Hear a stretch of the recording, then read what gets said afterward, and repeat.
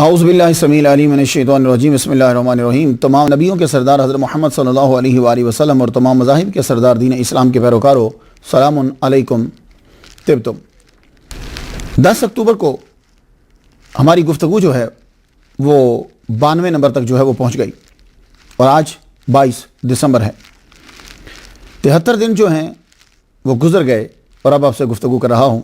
اصل میں یہ جو بیچ میں گیپ طویل آ گیا، وجہ اس کی جو ہے وہ یہ ہے، میں پاکستان چلا گیا، پہلے پاکستان جانے کی تیاری، بچوں کے پاسپورٹ یہ بنانے میں، اس کے بعد وہاں پاکستان میں جلسے، پھر اس کے بعد سری لنکا، کراچی، پاکستان کے مختلف شہر، ان میں جلسے رہے۔ سری لنکا میں جو ہے وہ خاص طور پر جانا تو بنگلہ دیش بھی تھا، لیکن بنگلہ دیش سے خاص طور پر ای میل آئی کہ آپ یہاں ابھی نہیں آئیں، اس لیے کہ یہاں کافی مسائل ہیں۔ خیر، قسمت میں سری لنکا تھا، میں وہاں پہنچا۔ انیس اشرفی صاحب کا میں بہت شکریہ ادا کرتا ہوں، پورے ٹرپ میں وہ میرے ساتھ رہے اور انہوں نے میرے قیام کا، طعام کا اور جتنا بھی جہاں جانا تھا آنا تھا سب وہ میرے ساتھ رہے۔ خدا تعالیٰ ان پر خاص رحمتیں جو ہے وہ نازل فرمائے۔ سری لنکا میں مجھے جو شوق تھا وہ ایڈمز پیک، آدم علیہ السلام کی وہ جو چوٹی ہے،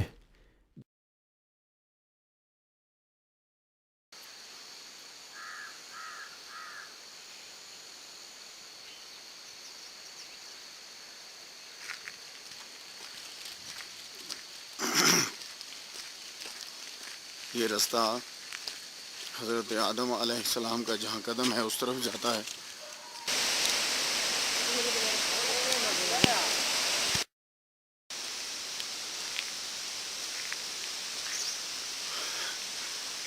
یہ سیڑھیاں ہیں، رستے میں جگہ جگہ سٹاپ بنائے ہوئے۔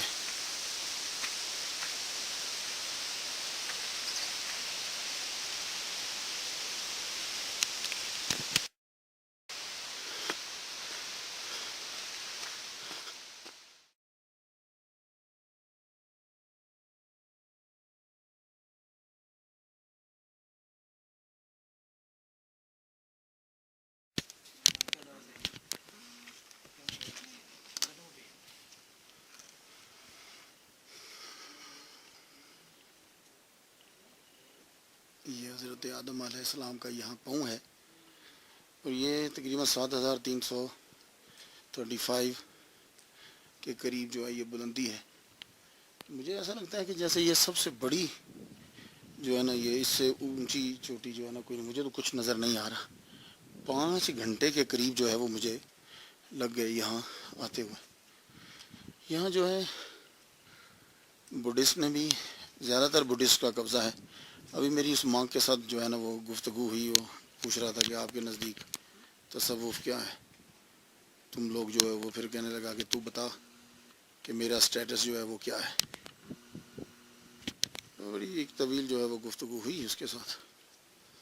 یہ دیکھیے، یہ جو ہے یہ سیڑھیاں جاتی ہیں اوپر، حضرت آدم علیہ السلام کا کہتے ہیں کہ یہاں پاؤں ہے اور وہ اوپر، میں اوپر گیا ہوں، ویسے تو یہ بند رکھا ہوا ہے۔ اس بندے نے پھر مجھے کہا you are lucky, you can see, so I take a picture and saw the fit print of حضرت آدم علیہ السلام۔ یہ اتنا بڑا ہے کہ یہ نہیں کہہ سکتے آپ لوگ کہ یہ جیزس کا ہے یا مہاتما بدھ کا ہے۔ جتنا یہ بڑا ہے اسے تو یہی ثابت ہوتا ہے کہ یہ حضرت آدم علیہ السلام کا ہے، لیکن یہ ہے کہ چونکہ ان کا قبضہ بدھسٹ کا ہے اس لیے انہی کی ساری چیزیں آپ کو یہاں نظر آئیں گی۔ یہ دیکھ رہے ہیں آپ، یہاں تو بادل جو ہیں وہ جسموں کو چھو کے گزرتے ہیں۔ لوگ جو ہیں وہ 1:30 بجے کے قریب، رات کو 1:30 بجے آتے ہیں اور اس کے بعد جو ہے وہ پھر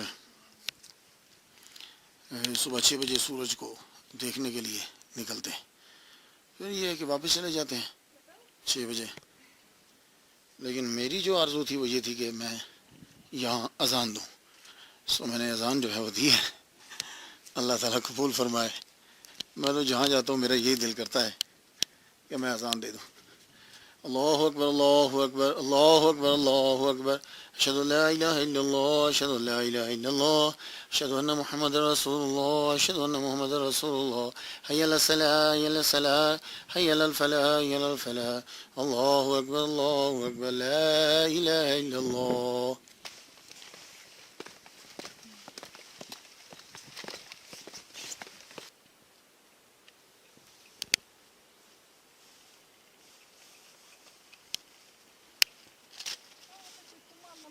Наплывает туман.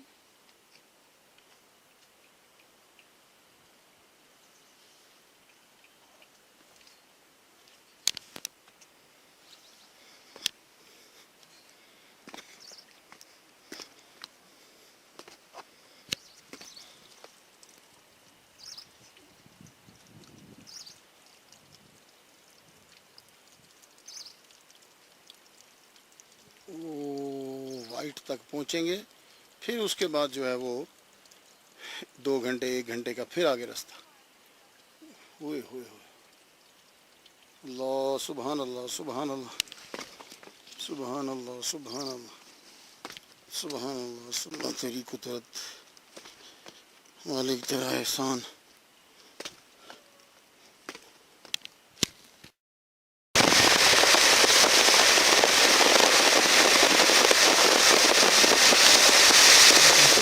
آدم علیہ السلام نے اپنا پاؤں مبارک رکھا تھا، اس کو مجھے دیکھنا تھا.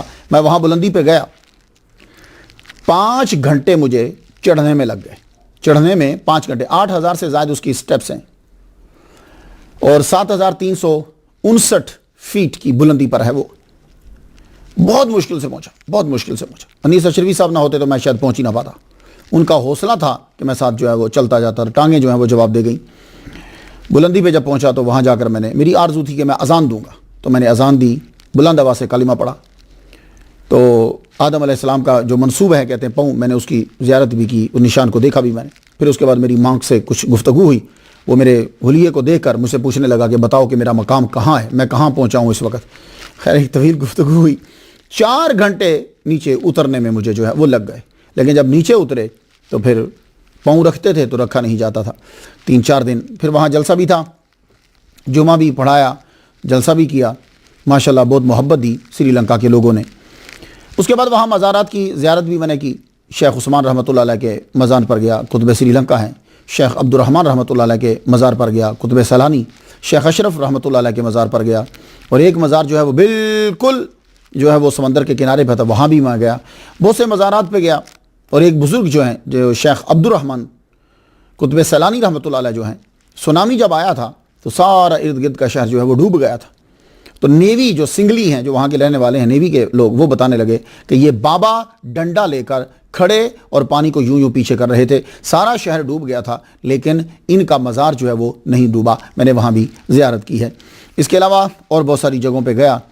خاص طور پر جو مجھے سری لنکا کے ٹرپ سے جو اللہ تعالیٰ نے عطا کیا ہے، بزرگوں کی قبروں کی زیارت کے بعد جو چیز دی ہے وہ یہ ہے، منوری سلسلہ کی خلافت بھی مجھے وہاں سے ملی. وہ اپنے ہی اشرفی سلسلہ کے خلیفہ ہیں. ان سے یہ سلسلہ منوریہ جو ہے اس کے جو بانی ہیں وہ شیخ عبد القادر گیلانی رحمۃ اللہ علیہ کے مرید تھے.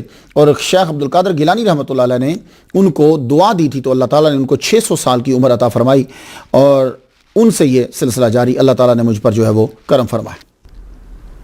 آج ہم جو گفتگو کر رہے ہیں، حافظ الحدیث امام ابو عبداللہ محمد بن یزید الربعی القزوینی المعروف ابن ماجہ رحمۃ اللہ علیہ، حاضر رحمۃ من ربی. گفتگو 7 کم 100 پہ جو ہے وہ پہنچ گئی. میں نے امام ترمذی رحمۃ اللہ علیہ کے بعد امام ابن ماجہ رحمۃ اللہ علیہ کو اس لیے شروع کیا کہ آپ بھی 209 ہجری میں پیدا ہوئے اور امام نسائی سے رحمۃ اللہ علیہ سے 5 سال بڑے، اس لیے میں نے، اور امام نسائی رحمۃ اللہ علیہ کے یہ استاد بھی ہیں، اس لیے میں نے ان کو امام نسائی رحمۃ اللہ علیہ سے پہلے بیان کر رہا ہوں. تاریخ ولادت 209 ہجری 824 عیسوی. تاریخ وصال 273 ہجری 22 رمضان المبارک 20 فروری 887 عیسوی. اس حساب سے ٹوٹل عمر مبارک آپ کی تقریباً 64 سال بنتی ہے. اللہ اکبر جل شانہ. امام اعظم ابو حنیفہ رحمۃ اللہ علیہ کے وصال سے 59 سال بعد پیدا ہوئے اور آج 2015 میں آپ کو دنیا سے گئے ہوئے 1128 سال اور 10 مہینے کے قریب ہو چکے ہیں. آپ کا مزار پرانوار قزوین ملک ایران میں ہے. آئیے گفتگو میں اضافہ سے پہلے توحید کا اقرار اور اظہار کرتے ہیں۔ کوئی نبی، کوئی ولی، کوئی جن، کوئی پری اللہ تعالیٰ کے برابر نہیں ہے۔ وَلَمْ يَكُنْ لَهُ كُفُوًا أَحَدٌ، کوئی اس کا ہمسر نہیں ہے، مثل نہیں ہے، برابر نہیں ہے۔ عظیم سند کے ساتھ عظیم پیام سن لیجیے جو ہمارا طریقہ ہے اور ایک برکت کا ایک عظیم سبب ہے۔ امام رضا فرماتے ہیں اپنے والد موسیٰ کاظم سے سن کر، وہ بیان کرتے ہیں اپنے والد امام جعفر سے سن کر، وہ بیان کرتے ہیں اپنے والد امام محمد الباقر سے سن کر، وہ بیان کرتے ہیں اپنے والد امام زین العابدین سے سن کر، وہ بیان کرتے ہیں اپنے والد گرامی امام حسین سے، وہ بیان کرتے ہیں اپنے والد گرامی مولا علی سے، اور مولا علی نے سنا محمد مصطفیٰ صلی اللہ علیہ وآلہ وسلم سے، اور محمد مصطفیٰ صلی اللہ علیہ وسلم نے سنا جبریل علیہ السلام سے، اور جبریل علیہ السلام کو اللہ تعالیٰ نے کہا جاؤ یہ میرا میسیج پہنچا دو، اور یہ میسیج حضور کی زبان سے ادا ہوا۔ آپ نے فرمایا کہ رب کہتا ہے انی انا اللہ لا الہ الا انا فاعبدنی، میں اللہ، میرے سوا کوئی نہیں، میری ہی عبادت کرو۔ من جانی منکم بشہادت اللہ الہ الا اللہ بخلاص، جو یہ گواہی لے کر آئے گا روز محشر کہ اللہ کے سوا کوئی معبود نہیں ہے، خلوص نیت کے ساتھ، فدخل فی حصنی، وہ میرے حصن میں میرے قلعے میں داخل ہوا، اور ومن دخل فی حصنی آمن من عذابی، اور جو میرے قلعے میں داخل ہو گیا وہ میرے عذاب سے محفوظ ہوا۔ آئیے اس امام کے نام سے کچھ برکت حاصل کریں۔ آپ کا نام ابو عبداللہ محمد بن یزید الربعی القزوینی المعروف ابن ماجہ رحمۃ اللہ علیہ۔ ابو عبداللہ، عبداللہ کے باپ، تو عبداللہ جو ہے وہ آپ کے بیٹے کا نام ہے اور یہی آپ کی کنیت ہے۔ آپ کا اصلی نام جو ہے وہ محمد ہے، اور والد گرامی کا نام جو ہے وہ یزید ہے۔ ابن ماجہ کے والد گرامی کا نام یزید۔ یہاں مجھے تھوڑا سا رکنا ہے تاکہ میں کچھ بات سمجھا پاؤں۔ یہ یزید جو ہے لفظ ہے، اس کا معنی کیا ہے؟ یزید کا معنی تو بڑا ٹھیک ہے۔ یزید کا معنی زیادہ یزید ہو، وہ بڑھائے گا، مضارع کا سیغہ بنا۔ اسلام میں اس نام کو رکھنے کی اجازت ہے جس کا معنی اچھا ہوتا ہے، مگر کچھ نام ہیں کہ معنی کے لحاظ سے تو برے نہ تھے، مگر وہ جس بندے کا نام تھے وہ اس شخص کا کردار بہت برا ہوا، اور اسی آدمی کا وہ کردار اتنا مشہور ہو گیا کہ لوگوں نے وہ نام رکھنا چھوڑ دیا۔ وہ برے آدمی کی وجہ سے وہ نام ناپسندیدہ بن گیا۔ ایک لفظ کئی وجہ سے ناپسندیدہ ہو جاتا ہے، لوگ برے معنی میں لیتے ہیں اس لیے ناپسندیدہ ہو جاتا ہے کہ اس کا معنی جو ہے وہ اس معاشرے کے اندر وہ معنی برا ہے۔ جیسے بادشاہ، لفظ تو اچھا ہے نا، وہ بادشاہ، مغل بادشاہ، فلاں بادشاہ، فلاں بادشاہ، لیکن اب جو ہے پاکستان کے اندر، خصوصاً پنجاب کے اندر، یہ لفظ بادشاہ جو ہے یہ ہم نہیں بول سکتے۔ کیوں؟ اب یہ عجیب معنی میں استعمال ہو رہا ہے۔ عدالت کے اندر ایک وکیل صاحب نے جج کو بادشاہ کہہ دیا، جی آپ تو بڑے بادشاہ ہیں۔ اس نے کہا اب اگر تم نے یہ لفظ یوز کیا تو میں تمہیں فائن کر دوں گا۔ کیوں؟ اس لیے کہ بادشاہ اب اچھے معنی میں استعمال نہیں ہو رہا۔ تو معاشرے کے اندر جو لوگ ہوتے ہیں وہ لفظ کو اچھے معنی میں استعمال نہیں کر رہے، اس لیے ناپسندیدہ ہو گئے۔ اب دیکھیے فضول، یہ فضول جو ہے اردو کے اندر عجیب معنی میں استعمال ہوتا ہے، حالانکہ عربی میں یہ بڑا اچھا لفظ ہے، فضل، فضول، حلف الفضول، حلف ہے نا، حلف الفضول۔ تو اب فضول جو بڑا فضول آدمی ہے تو بھائی، لیکن حالانکہ یہ لفظ اچھا ہے لیکن اردو کے اندر عجیب لفظ معنی میں استعمال ہونے لگے۔ اسی طرح لفظ بشر ہے، بشر اچھا ہے۔ اللہ تعالیٰ نے کہا انی خالقکم بشرا من طین، میں بشر بنانے لگا ہوں، بشر لفظ اچھا ہے۔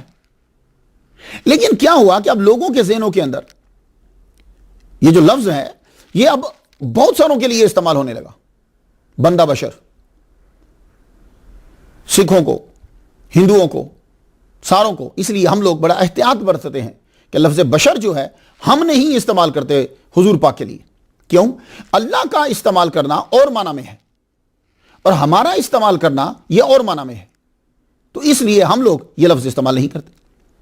اسی طرح ایک لفظ ہے فرعون، نام سنا نا، فرعون۔ کون فرعون؟ بھئی یہ ٹائٹل ہوا کرتا تھا جو ایجپٹ کے بادشاہ ہوتے تھے، ان کا ٹائٹل ہوتا تھا، جو بھی بادشاہ آتا تھا نام کوئی اور ہوتا تھا، لیکن اس کے اینڈ پہ فرعون لگتا تھا۔ تو کیا آپ آج کسی کو فرعون کہیں گے؟ معنی بڑے اچھے ہیں اس کے۔ آپ جانتے ہیں کہ فرعون کا معنی کیا ہے؟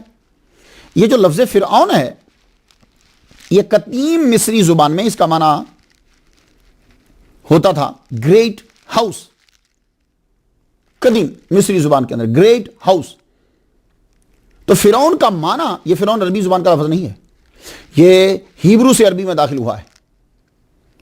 تو ایجپٹ کے اندر فرعون گریٹ ہاؤس کو کہتے تھے۔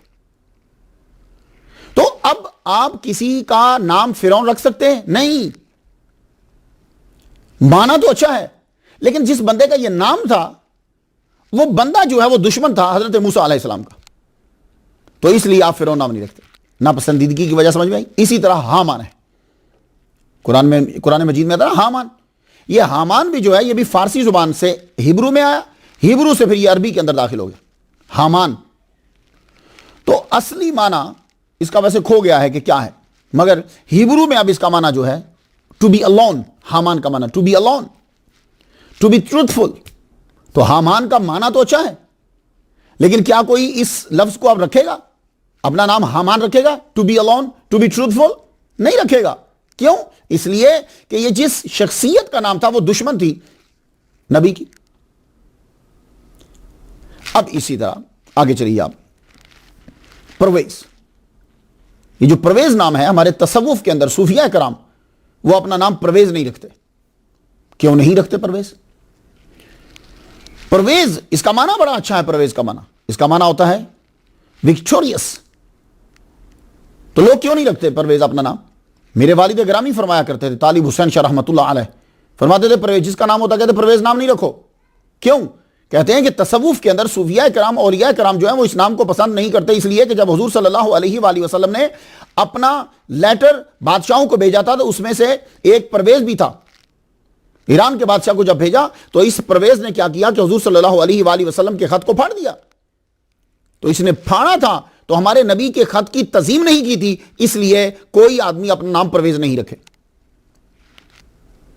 بات میں کچھ سمجھانا چاہتا ہوں آپ کو کہ یزید بہت اچھے لوگوں کا نام تھا پہلے، جیسے یزید بن قعقاع، واقعہ حرہ سے پہلے مسجد نبوی میں پڑھتے تھے، امام نسائی کے نزدیک ثقہ محدث ہے۔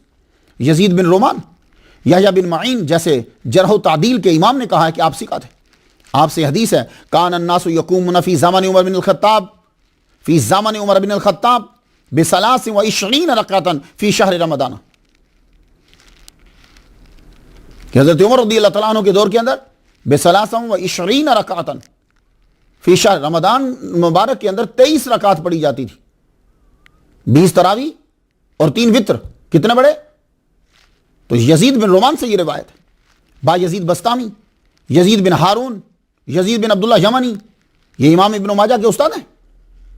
تو یزید جو نام تھا یہ بڑے بڑے اچھے لوگوں کا نام تھا، تو یزید کا معنی برا نہیں۔ لیکن آج کے دور کے اندر اور میڈیا نے اتنا پھر کیا کہ ایک شخص گزرا یزید، تو یہ نام اچھے بندوں کا تھا، مگر یزید بن معاویہ ایک ایسا آدمی آیا 61 ہجری میں، امام حسین رضی اللہ تعالیٰ عنہ کو اس نے شہید کیا۔ مسجد نبوی میں اس کی فوج جو ہے وہ آئی اور مسجد نبوی کے اندر گھوڑے باندھے گئے، مسجد نبوی کی بے حرمتی کی گئی، 3 دن تک جو ہے اس کی فوج نے مسجد نبوی میں اذان نہیں ہونے دی، صحابہ کرام کو شہید کیا گیا اور مدینہ شریف کی عورتوں کی عزتوں کو لوٹا گیا، اور خانہ کعبہ کے اندر اس کی فوج نے سنگباری کی، وہاں جو ہے وہ ٹوٹ پھوٹ ہوئی، خانہ کعبہ کی دیواروں کو نقصان پہنچا۔ اس میں حضرت اسماعیل علیہ السلام کا مینڈا جو ہے اس کے سینگ وہاں پڑے ہوئے تھے، اس سینگ کو آگ لگ گئی۔ امام حسین رضی اللہ تعالیٰ عنہ کو تو جو واقعہ کربلا کو شہرت ملی، تو یہ جو شخص تھا یزید، جب اس کا کردار لوگوں کے سامنے آیا تو اب یزید نام رکھنا جو ہے وہ ناپسندیدگی کی علامت، یہ اب نام ناپسندیدہ ہو گیا۔ بات آپ کی سمجھ میں آئی؟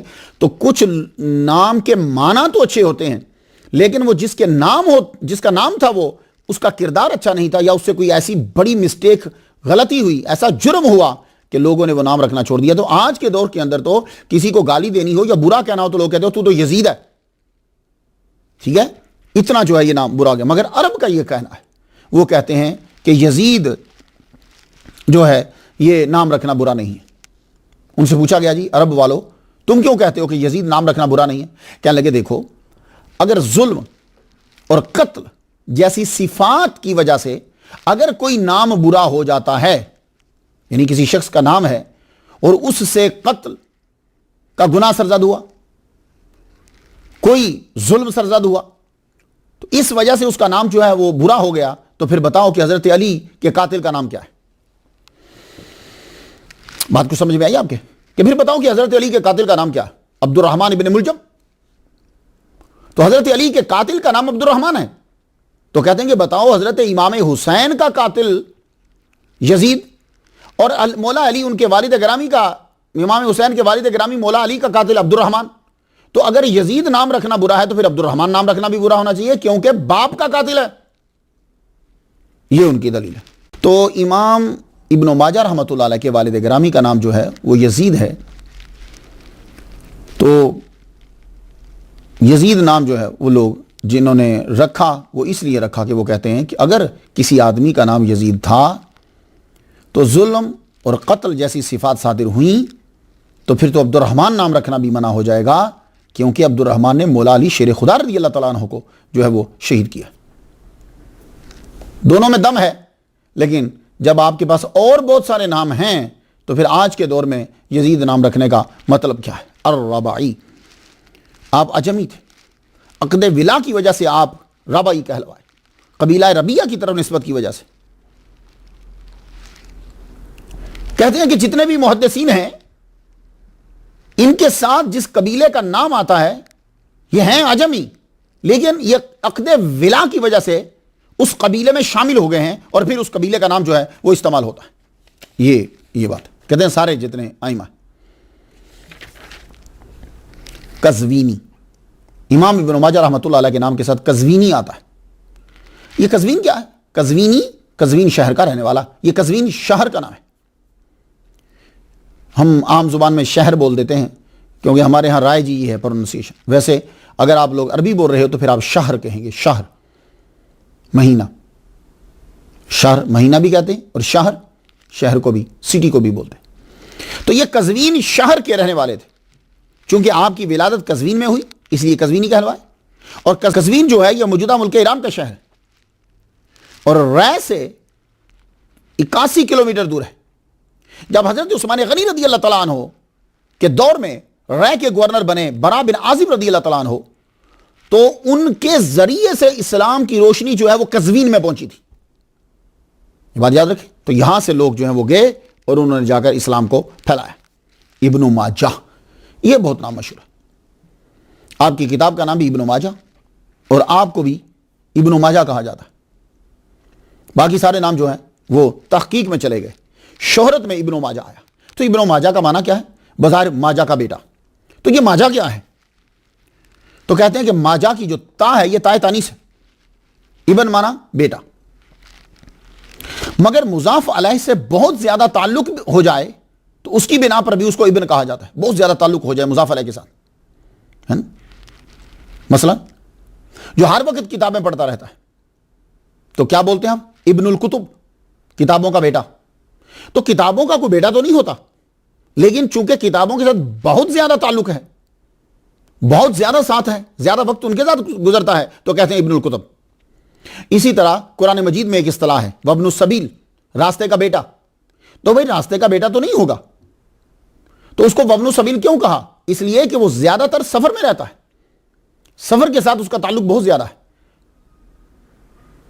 سال میں زیادہ تر وہ سفر میں ہے تو وابن السبیل.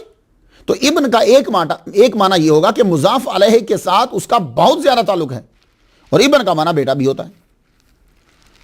آپ کی کنیت ابو عبداللہ ہے، نام محمد، مگر دونوں مشہور نہ ہوئے. مشہور ہوئے تو ابن ماجہ. آپ کی شورائے آفاق کتاب کا نام بھی سنن ابن ماجہ ہے. امام نووی نے تہذیب الاسماء واللغات میں لکھا ہے کہ ماجہ آپ کے والد کا لقب تھا. یہ امام نووی کہتے ہیں. التدوین فی اخبار قزوین میں کافی اقوال ہیں کہ ماجہ کیوں کہا جاتا ہے. مثلا شیخ ابو یعلا خلیلی، محدث رافعی، ابو الحسن قطان، یہ آپ کے شاگرد ہیں. ان سب نے لکھا ہے کہ ماجہ آپ کے والد کا نک نیم ہے. تو گویا کہ قزوین کی جو تاریخ لکھی گئی ہے اور آپ کے شاگردوں نے جو کہا ہے وہ یہ کہا ہے کہ ماجا آپ کے والد کا نک نیم ہے.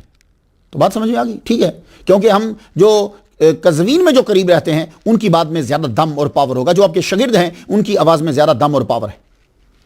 ماجا یہ عربی لفظ نہیں ہے. کہا جاتا ہے کہ ماہیچہ کا معرب ہے، واللہ عالم، ماہیچہ سے ماجا بن گیا ہے، اللہ بہتر جانتا ہے. شاہ عبدالعزیز فرماتے ہیں کہ ماجا آپ کے پدر لقب پدر ابو عبداللہ است، نہ لقب جد او نہ نام مادر او. تو ماجا جو ہے یہ ابو عبداللہ کے والد کا لقب ہے، نہ تو یہ ان کے جد کا ہے اور نہ ان کی والدہ کا ہے. یہ شاہ عبدالعزیز رحمۃ اللہ علیہ نے واضح کر دیا. آپ نے 209 ہجری اور شہر قزوین سے زندگی کا سفر شروع کیا. آپ نے 209 ہجری اور شہر قزوین سے زندگی کا سفر شروع کیا. آپ کے ابتدائی حالات فرشتوں اور اللہ کے ریکارڈ میں تو ہیں، بندوں کے ریکارڈ میں نہیں ہے کہ ابتدائی حالات کیا ہیں. آج کے دور میں بھی محدثین پر گفتگو کرنے والے امام بخاری پہ 3 دن گفتگو کرتے ہیں اور باقی ائمہ پہ کم، اور امام نسائی اور امام ابن ماجہ کے دن میرا خیال ان کی یونیورسٹی میں شاید چھٹی ہو جاتی ہے. امام بخاری پہ 4-4 5-5 6-6 دن گفتگو ہوگی. امام مسلم پہ 45 منٹ گفتگو ہوگی. باقی ائمہ پر بھی تھوڑی تھوڑی گفتگو ہوگی. لیکن جب امام نسائی کی باری آتی ہے اور جب امام ابن ماجہ رحمۃ اللہ علیہ کی باری آتی ہے تو پھر یونیورسٹی میں یا تو چھٹی ہوتی ہے یا پھر اس دن پیریڈ بہت شارٹ ہو جاتا ہے. ان دونوں پہ گفتگو نہیں ہوتی. اور انشاءاللہ امام ابن ماجہ رحمۃ اللہ علیہ کے بعد ہم امام نسائی رحمۃ اللہ علیہ پہ گفتگو کر رہے ہیں. سنیے گا کیسا عظیم ہے کہ جس کو علی کی محبت میں شہادت نصیب ہو گئی. امام ابن ماجہ آپ کی شہرت 5ویں صدی ہجری کے بعد زیادہ ہوئی، اور پہلے وہی جانتے تھے جو آپ کو جانتے تھے.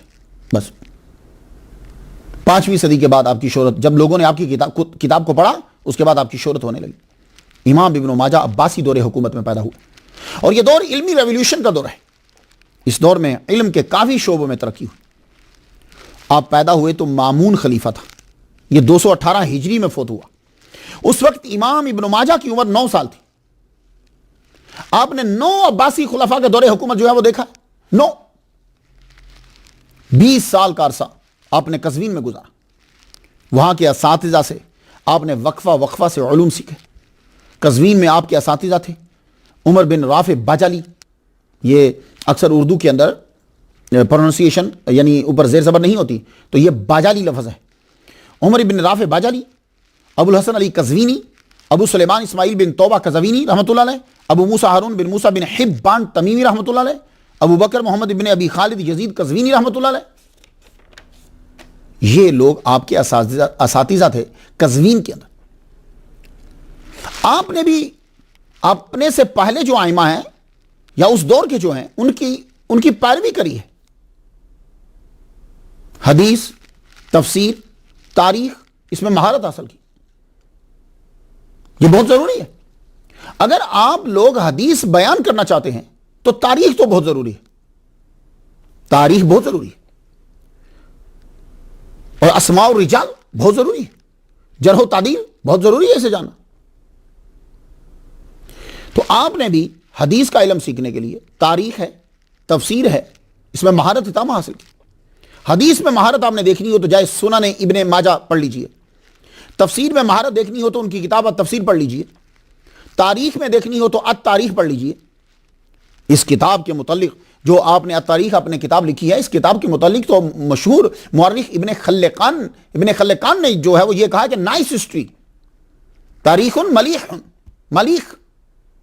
بہت اچھی تاریخ ہے، بہت اچھی ہسٹری ہے. تو قزوین میں علم حاصل کرنے کے بعد جو وہاں تھا وہ مکمل کرنے کے بعد اب آپ باہر نکلے. جیسا کہ اولیاء کرام کا طریقہ ہے، صوفیاء کا طریقہ ہے، علماء کا طریقہ تھا. بھائی صوفیاء کا اور علماء کا طریقہ ایک ہی برابر ہی تھا. یہ دونوں الگ الگ نہیں ہیں. پہلے تصوف اور علم یہ بالکل برابر ہے. کٹھے پڑھائے جاتے تھے. جو وہ پڑھتے جاتے تھے ساتھ ساتھ اس کو عمل میں لاتے جاتے تھے. بس یہی تو تصوف ہے کہ جو قرآن و حدیث میں ہے اس کو عمل کے اندر لے آؤ. تو جو علامہ ہے وہ صوفی ہے، جو صوفی ہے وہ علامہ ہے. تو مرور زمانہ جس طرح ہر چیز میں بگاڑ آیا اس طرح اس شعبے میں بھی بگاڑ آ گیا. اکثر لوگ پیروں کے بارے میں بڑے بڑے کلپ بناتے ہیں، وہ سب لوگوں نے جعلی خود بنائے ہوتے ہیں. یہ بہت بڑی سازش ہے.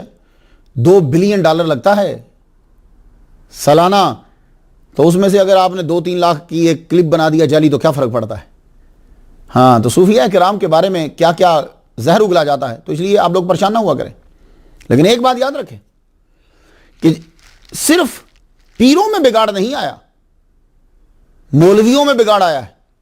جب کبھی کوئی ایسا گروپ امیر ہو جائے گا کہ جس کے پاس سالانہ $2 بلین ہوں اور وہ مولویوں کے خلاف ہو، تو پھر دیکھ لیجئے گا کہ یوٹیوب کے اوپر اسی طرح مولویوں کے خلاف کلپ پائیں گے، یا مولویوں کے حجروں کی باتیں، مولویوں کے باہر کی باتیں، مولویوں کا کیا کردار ہے وہ پھر باہر آئے گا.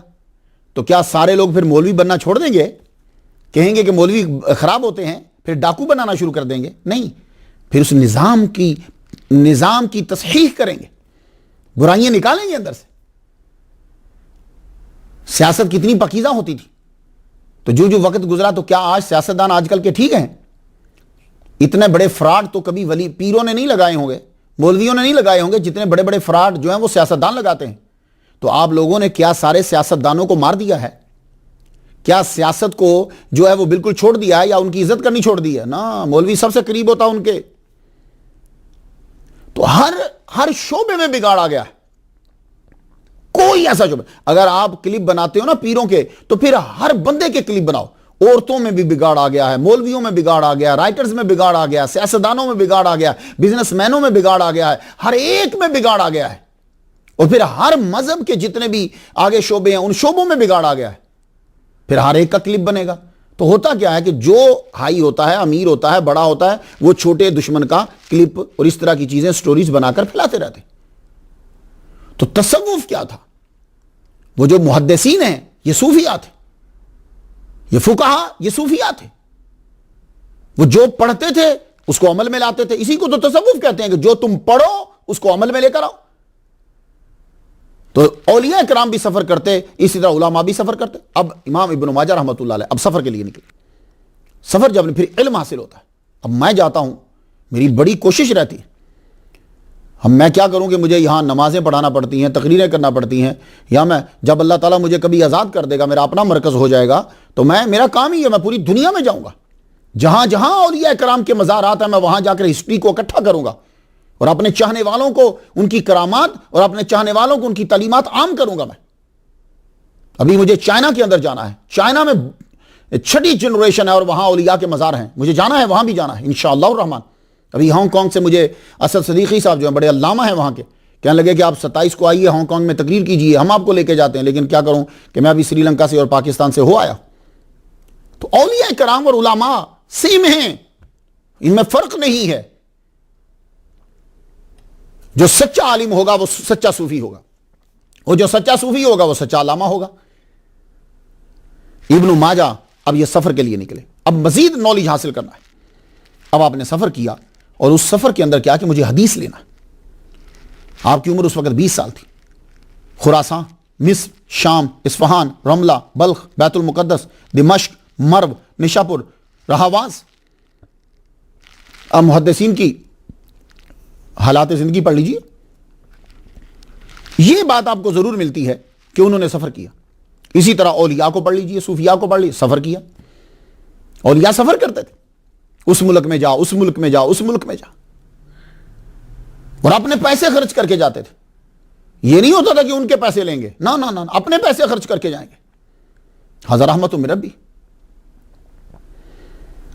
اب یہ لوگ جو دور دراز سفر کرتے تھے اس لیے کہ تاکہ اعلیٰ اسناد مل جائیں، یعنی اس آدمی سے خود سنیں جس نے حدیث کو بیان کیا، اور اگر وہ نہیں ملا تو اس کے جو کلوزسٹ جو شاگرد ہے اس سے ہم سن لیں جا کے، اور اگر شاگرد سے سنی ہے تو ہمیں استاد مل جائے. میں ایک مثال دیتا ہوں آپ کو. ابو قلابہ عبداللہ ابن زیاد البصری رحمۃ اللہ علیہ، 104 ہجری میں ان کا وصال ہوا. فرماتے ہیں میں مدینہ میں 3 دن اس لیے رکا رہا کہ مجھے ایک صاحب سے حدیث سننا تھی. 3 دن تک مدینہ شریف میں رک کر انتظار کیا کہ حدیث سننا ہے. ان ائمہ جیسا اب کوئی نہیں ہو سکتا. انہوں نے سب کام مکمل کر دیا ہے، حدیثوں کی جانچ پڑتال کر دی ہے. اب دوبارہ جانچ پڑتال کی ضرورت نہیں ہے. ہاں یہ ہو سکتا ہے آج کے دور میں کہ تم اپنے عقیدے کے مطابق جانچ پڑتال کرنا شروع کر دو، اور جو تمہارے فرقے کی حدیث نہ ہو تم کہہ دو کہ یہ بالکل ضعیف ہے. آج کے دور میں اب ختم. ان سے بڑا علامہ اب نہیں آئے گا. انہوں نے جرح و تعدیل کے اندر ڈن کر دیا ہے. یہ بات یاد رکھیے گا، انہوں نے ڈن کر دیا ہے اور آخر میں مکمل ہو گئی یہ بات. آج کے دور میں اب آ کے کوئی نہیں کہہ سکتا یہ حدیث ضعیف ہے میں نیا کام کرنا شروع کرنے لگا ہوں. نہیں، ایسا نہیں ہوگا. وہ یہ ہو سکتا ہے کہ اپنے فرقے سے جو میچ نہیں کرتی اس کو بولتا جائے یہ ضعیف ہے ضعیف ہے ضعیف ہے، یہ کام ہو سکتا ہے، اور یہ تو آخر تک چلتا رہے گا. یہ تو قرآن مجید میں بھی لوگ کر رہے ہیں نا، حالانکہ قرآن مجید کی آیات مکمل، لیکن آج کے دور میں بھی ہو رہا ہے بھائی نہیں یہ آیت کا مطلب یہ ہے، یہ آیت کا مطلب یہ ہے. تو اسی طرح چلتا رہے گا، اسی طرح حدیثوں میں چلتا رہے گا. ابو العلیہ کہتے ہیں کہ مجھے ایک حدیث ملی مگر میں تقید مزید یقین محکم کے لیے مدینہ گیا، صرف اس ایک حدیث کو سننے کے لیے، حالانکہ وہ مجھے یاد تھی میں نے سن لی، لیکن یقین مزید تقید کے لیے میں پھر مدینہ گیا کہ راوی کے منہ مبارک سے میں اس حدیث کو سنوں. تو یہ جو سفر میں اولیاء کرام اور صوفیاء کرام جو جایا کرتے تھے اس کا مقصد کیا ہوتا تھا؟ اس کا مقصد ہوتا تھا کہ ان کے ساتھ رہ کر اخلاقیات وہ بھی آ جائیں اور ان کے ساتھ رہ کر علم جو ہے وہ ہمیں حاصل ہو. تو اساتذہ کے ساتھ کیسے رہنا ہے، استاد کے ساتھ کیسے رہنا، یہ ہمیں حضرت موسیٰ اور خضر علیہ السلام کے واقعے میں مل جائے گا. موسیٰ علیہ السلام اور خضر علیہ السلام کے واقعے کو پڑھنے کے بعد کچھ لوگوں کو یہ معلوم ہوتا ہے جیسے حضرت موسیٰ علیہ السلام بڑے جلد باز تھے یا موسیٰ علیہ السلام کو کچھ پتہ نہیں تھا. ہرگز ایسا نہیں ہے. اس کے اندر بہت سارے معاملات ہیں، اعترافات ہیں، اعتراضات ہیں اور معاملات ہیں اس واقعے کے اندر. جو آدمی گہرا جائے گا اس کو چیز آتی جائے گی. اب ذرا سماعت کیجئے وہ دلیل کہ جس پہ میں حضرت خضر علیہ السلام کہہ رہا ہوں، وہ دلیل سن لیجئے. موسیٰ علیہ السلام نے جب ان سے یہ کہا هل اتبعک علی ان تعلمنی مما علمت رشدا، کیا میں آپ کے ساتھ رہ سکتا ہوں تاکہ آپ مجھے سکھائیں وہ جو آپ کو اللہ نے سکھایا ہے. الا ان تعلمنی، مجھے تعلیم دیں. تو یہ بات یاد رکھیے گا، نبی سے بڑھ کر کسی کے پاس علم نہیں ہوتا اس کے دور میں. یہ بات ذہن میں بٹھا لیجئے، نبی سے بڑھ کر. نبی علم میں اپنے دور کے تمام امتیوں میں سب سے زیادہ ہوتا ہے. ہاں اگر اس کے برابر میں کوئی اور نبی ہے تو وہ الگ بات ہے، کیونکہ نبی جو ہے وہ اس کا امتی نہیں ہے. تو اب موسیٰ علیہ السلام کے برابر میں خضر علیہ السلام جو ہے، اگر موسیٰ علیہ السلام ان سے یہ کہہ رہے ہیں الا ان تعلمنی مما علمت رشدا، تو پھر اس کا مطلب یہ ہوا کہ خضر علیہ السلام جو ہیں یہ نبی ہیں، کیونکہ امتی کا علم زیادہ نہیں ہو سکتا. تو آگے سے حضرت خضر علیہ السلام کیا کہہ رہے ہیں؟ فرماتے ہیں انک لن تستطیع معی صبرا، آپ میرے ساتھ نہیں رہ سکتے، آپ اعتراضات کرو گے، آپ جلد پوچھو گے. اب اس کا صبر نہیں کر سکو گے مطلب یہ نہیں ہے کہ آپ جلد پوچھو گے. لیکن اس واقعے سے یہ بات سمجھ میں آ گئی کہ جب آپ کسی کے ساتھ جا رہے ہو تو پھر کیسے رہنا ہے، یہ آپ کو حضرت موسیٰ اور خضر علیہ السلام کے واقعے سے یہ بات مل جائے گی. آپ کے چند اساتذہ کا میں ذکر کرنا چاہتا ہوں، اس سے معلوم ہو جائے گا کہ اس امام کو بھی فیض حضرت امام اعظم نعمان بن ثابت رحمۃ اللہ علیہ سے حاصل ہے. یہ ایک خاص چیز ہے جو میں آپ کے گوش گزار کر رہا ہوں. ان صوفیاء کے تذکرے کے اندر کہ جن کو لوگ محدثین کہتے ہیں، یہ صوفیاء کا وہ گروپ ہے کہ جنہوں نے حدیث کو جو ہے وہ اپنا ٹاپک بنا لیا. یہ وہ صوفیاء کا گروپ ہے اور انہوں نے اپنا تزکیہ کمال کا کر دیا. یہ میں آپ کو بتانا چاہوں گا. اب دیکھیے، آپ عبداللہ بن محمد بن ابی شیبہ الکوفی، یہ ان کے اساتذہ میں سے ایک استاد بتانا چاہتا ہوں میں آپ کو. ان کا وصال 235 ہجری میں ہوا. اس وقت امام ابن ماجہ رحمۃ اللہ کی عمر 26 سال تھی. امام زہابی کا قول الکاشف جلد پہلی صفحہ 593، علامہ جلال الدین سیوطی رحمہ اللہ کا قول طبقات الحفاظ جلد پہلی صفحہ 192، اس پہ لکھا ہے کہ آپ نے ابن محمد بن ابی شیبہ سے روایت لی. تو امام ابن ماجہ شاگرد ہوئے عبداللہ بن محمد بن ابی شیبہ کے، یہ شاگرد تھے امام عبداللہ بن مبارک کے، یہ شاگرد تھے امام اعظم ابو حنیفہ نعمان بن ثابت رحمۃ اللہ علیہ. تو امام ابن ماجہ کے پاس بھی جو فیض پہنچا ہے وہ حضرت امام اعظم نعمان بن ثابت رحمۃ اللہ علیہ کا. تو معلوم ہوا کہ ابن ماجہ امام ابو حنیفہ رحمۃ اللہ علیہ کے شاگرد کے شاگرد کے شاگرد ہے. امام محمود بن غیلان مروزی، ان کا وصال ہوا 239 ہجری میں. اس وقت آپ کی عمر تھی 30 سال. تہذیب الکمال جلد 27ویں صفحہ 307، طبقات الحفاظ جلد پہلی صفحہ 21 پہ ہے کہ ابن ماجہ نے آپ سے روایت لی. امام ابن ماجہ شاگرد تھے امام محمود بن غیلان کے، یہ شاگرد تھے امام عبدالرزاق کے، اور یہ شاگرد تھے امام ابو حنیفہ رحمۃ اللہ علیہ کے. اس طرح طرق سے بھی امام ابو حنیفہ رحمۃ اللہ ابن ماجہ کے بھی پردادا استاد لگے. ہارون بن عبداللہ بزاز، ان کا وصال ہوا 243 ہجری میں. اس وقت امام کی عمر تھی 34 سال. تہذیب الکمال 30ویں جلد صفحہ 97. ابن ماجہ نے ہارون بن عبداللہ بزاز رحمۃ اللہ سے، انہوں نے فضیل بن دکین سے روایت کی. تو علامہ ابن حجر اسقلانی رحمۃ اللہ علیہ نے تہذیب و تہذیب جلد 11ویں صفحہ 9 پہ لکھا ہے کہ ابن ماجہ نے آپ سے روایت لی ہے. تو امام ابن ماجہ شاگرد ہوئے ہارون بن عبداللہ بزاز کے، یہ شاگرد تھے امام فضل بن دکین رحمۃ اللہ علیہ کے، اور یہ شاگرد تھے امام اعظم نعمان بن ثابت رحمۃ اللہ علیہ کے. یہاں سے بھی فیض آپ کو، اس ذریعے سے بھی فیض پہنچ رہا ہے امام ابن ماجہ رحمۃ اللہ علیہ کو. عباد بن یعقوب اسدی رحمۃ اللہ علیہ، ان کا وصال 250 ہجری میں ہوا. اس وقت امام ابن ماجہ کی عمر 41 سال تھی. علامہ ابن حجر اسقلانی رحمۃ اللہ علیہ کا تہذیب و تہذیب جلد 5ویں صفحہ 95 پہ قول ہے کہ امام عباد بن یعقوب سے امام بخاری، امام ترمذی اور امام ابن ماجہ نے روایت کی ہے. تو امام ابن ماجہ شاگرد ہوئے عباد بن یعقوب اسدی کے، اور یہ شاگرد تھے عباد بن عوام رحمۃ اللہ علیہ کے، اور یہ شاگرد تھے امام اعظم نعمان بن ثابت رحمۃ اللہ علیہ کے. دیکھ رہے ہیں آپ کہ آج کے دور کے اندر آ کر امام اعظم کو ایک حدیث نہیں آتی تھی. تو آپ دیکھ رہے ہیں کہ میں نے جتنے آئمہ بیان کیے ہیں وہ سارے آئمہ، امام محدثین جو امام ہیں، وہ کسی نہ کسی طرح حضرت امام اعظم نعمان بن ثابت رحمۃ اللہ علیہ کے شاگرد بن رہے ہیں. اور آج اگر کوئی دعویٰ کر دے جی ان کو حدیث نہیں آتی، 17 حدیثیں آتی تھی، کا خوف کرنا چاہیے یار. اتنے بڑے بزرگوں کے اوپر آ کر آدمی اعتراض کر دیتا ہے صرف اس وجہ سے کہ اس کو تنخواہ مل رہی. یعقوب بن ابراہیم رحمۃ اللہ علیہ، ان کا وصال ہوا 252 ہجری میں. اس وقت امام ابن ماجہ رحمۃ اللہ کی عمر 43 سال تھی. علامہ ابن حجر اسقلانی رحمۃ اللہ علیہ فرماتے ہیں کہ امام یعقوب بن ابراہیم نے یزید بن ہارون سے روایت کی ہے، اور ان سے ابن ماجہ نے روایت کی ہے.